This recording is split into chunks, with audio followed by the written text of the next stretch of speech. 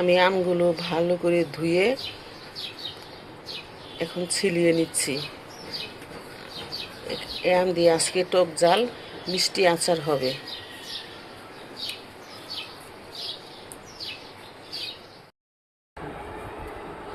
আমি পেঁয়াজ কুচি করে নিছি আর আমগুলা কুচি করে নিছি। আমি আমের ঝুরি আচার দিব। তারপরে দিয়ে দিছি লবণ। এখন দিয়ে দিলাম হলুদ,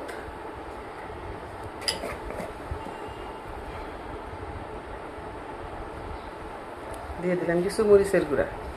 আমি সব কিছু ভালো করে মিক্স করে নিব।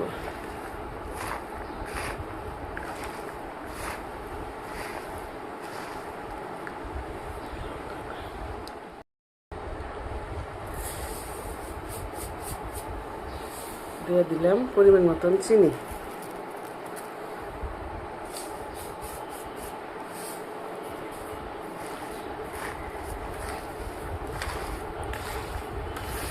আর দিতে হবে সরষে বাটা।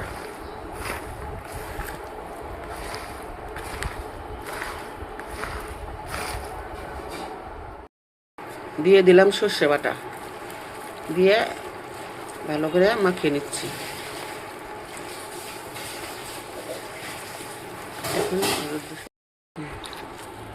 এইভাবে মুখ করে চিপুরে চিপুরে এইভাবে চিপুরে চিপুরে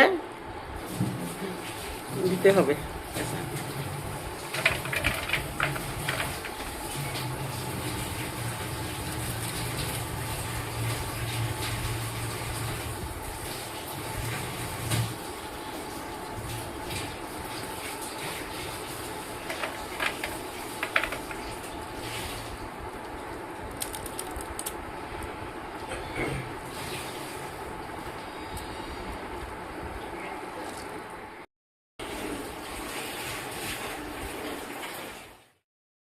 আমার আমের ঝুরি আচার রোদে শুকানো হয়ে গেছে।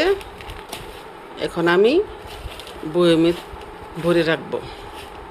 এটা সারা বছর আপনি মুড়িতে, খিচুড়িতে, ডালে, মাংসের খেতে পারবেন। খুবই সুস্বাদু এবং এটার স্মেল এত সুন্দর যে মন ভরে যায়। আপনারা একবার বানিয়ে ট্রাই করেই দেখুন আমার মতো করে। এই আমার গত বছরের আচার এখন অল্প কিছু আছে। আমি এই তেলের মধ্যেই এই আচারগুলো ভরে রাখবো। এইভাবে এটা কিছুদিন গেলেই খাওয়ার উপযোগী হয়ে যাবে। খুবই মজাদার একটি আচার।